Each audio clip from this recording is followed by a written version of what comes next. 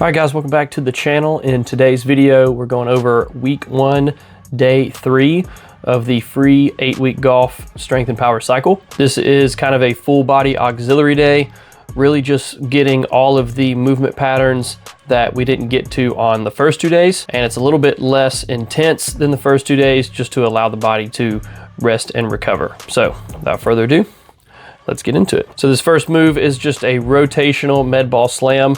Just a full body power output movement, just working on the anterior side of the body and getting a little bit of rotation in there just to be, golf specific. It's really important that I get that ball up and over my head and then I slam it right down by my foot just so I can get maximum rotation. All right, 5 each side on that. Then I'm going with a heavy farmer's carry, really focusing on good posture, trying not to sway, and then bracing the core. So worked on a rotation movement. Now I'm working on an anti-rotational movement, but good full body movement here. Try to implement carries into your workout at least once a week. Then we're going into an ATG split squat. All right, notice how I'm not lunging or going straight down. All of my weight is shifting forwards. So I'm trying to get that knee all the way over the toe, and then I'm really trying to keep that elevated heel on the ground. I'm really trying to work on what's called dorsiflexion, or raising the toe up and flexing the ankle. That's really good for the golf swing because I'm in that quarter squat position. And if I don't have any dorsiflexion, I'm not going to be able to get in that quarter squat position, and I'm not going to be able to rotate through the golf ball, meaning I'm going to develop some compensations that's going to disrupt my swing rather than smooth swing through the ball and being able to rotate through. So really good on these. Start with an elevated position and then you can work your way down to the ground. All right, now we're going vertical push. We worked horizontal push earlier in the week, so now I've got to get my vertical push. This is just a single arm landmine press. Notice how as I push up, my body leans forward to match the angle of the bar. Really getting that overhead shoulder extension there. And you can do this with a dumbbell. I just chose to do it with a landmine just because I can really get that angle and lean forward. Now I'm going pull-ups, contrasting the vertical push with a pull. This is just a personal preference. I love doing pull-ups. I think it builds the best back definition. I'm trying to look good too. You can do a lat pull down, you can do an assisted pull up, anything to just get that vertical pull motion coming down to counteract that vertical push.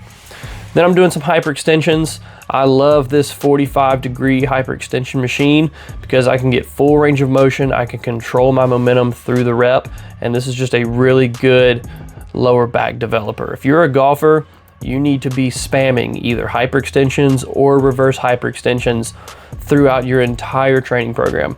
I try to do these at least once a week. I'll throw some variations in there, some hyperextensions with a twist, some weighted hyperextension, some isometric holds on that hyperextension, but bulletproof your back with some hyperextensions.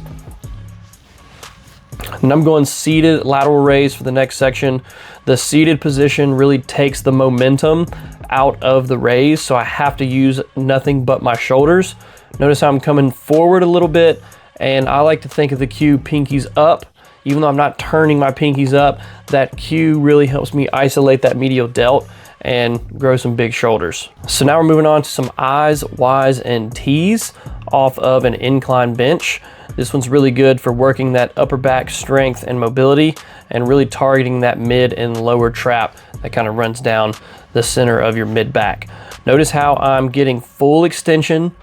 All right, thumbs are up on the I's and the Y's, palms are down on the T's. And again, I'm just trying to match the angle of my body with my arms. It's really important that you get full extension, keep that chest on the bench, and don't lean back as you lift the weights. Really try and move it with your shoulders.